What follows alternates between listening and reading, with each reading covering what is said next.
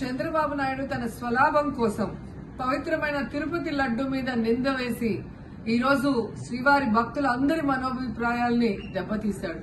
So మళ్లీ ఆ భక్తుల మనోభిప్రాయాల్ని పునరుద్ధరించాలని, దానికి సుప్రీంకోర్టు కలుగజేసుకుని ఇది విచారించి నిజానిజాలు తెలపాలని మొదటి నుంచి మేము కోరుకుంటూనే ఉన్నాం. ఈరోజు సుప్రీంకోర్టు ఈ కేసుని స్వీకరించడం జరిగింది. ఈ కేసులో సుప్రీంకోర్టు కనుక కరెక్ట్ గా విచారిస్తే చంద్రబాబు నాయుడు అన్కో చేసిన అబద్దాలు ఖచ్చితంగా బయటకు వస్తాయి.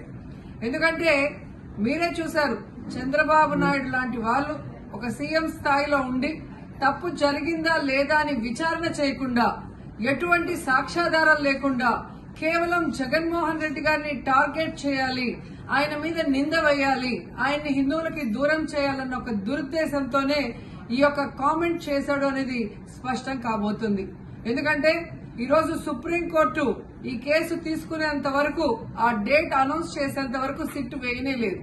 అంటే ఉన్నత స్థాయి విచారణ ఎక్కొట్టాలి, ఉన్నత స్థాయి విచారణ జరిగితే తాను చెప్పిన అబద్దం బయటపడుతుందన్న భయంతో సిట్ ని హడావిడిగా ఏర్పాటు చేయడం మనందరం కూడా గమనించాలి.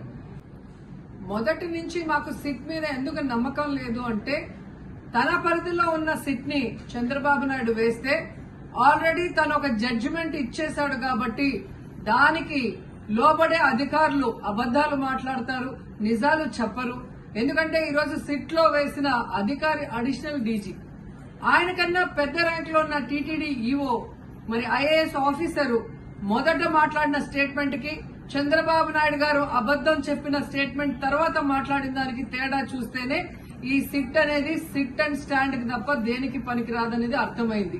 అందుకే మేము మొదటి నుంచి అడిగాము, సుప్రీంకోర్టులో విచారణ జరగాలి, సిబిఐకి డైరెక్షన్ ఇచ్చి విచారిస్తే ఖచ్చితంగా మత కల్లోలాలు సృష్టించాలనుకున్న చంద్రబాబు నాయుడు అన్కో అందరికీ కూడా బుద్ధి చెప్పే అవకాశం దొరుకుతుందని. సో ఈరోజు విచారణ స్టార్ట్ అయింది. దీన్ని సిబిఐకి అప్పచెప్పి సిట్టింగ్ జడ్జి పర్యవేక్షణలో విచారణ జరిగితే ఖచ్చితంగా హిందువుల మనోభిప్రాయాల్ని గౌరవించిన వాళ్ళమవుతాం, పునరుద్ధరించిన వాళ్ళమవుతాం. లేకపోతే చంద్రబాబు నాయుడు వేసిన ఈ నింద పవిత్రమైన లడ్డూని తినాలా వద్దా, దీంట్లో కలిసిందా లేదా అన్న అనుమానంతోనే భక్తులందరూ కూడా ఈరోజు లడ్డూ తినకుండా వెళ్లిపోతుంటే ఒక తిరుపతి అమ్మాయిగా చాలా బాధేస్తుంది. ఈ రోజే అలగర్ కోయిల్ మదురై దగ్గర దక్షిణ తిరుమల చాలా పవిత్రమైన టెంపుల్. ఇక్కడ భగవంతుడిని కోరుకున్నాను, ఖచ్చితంగా సుప్రీంకోర్టు ఇన్వాల్వ్ అయి ఈ కేసుని విచారించాలి.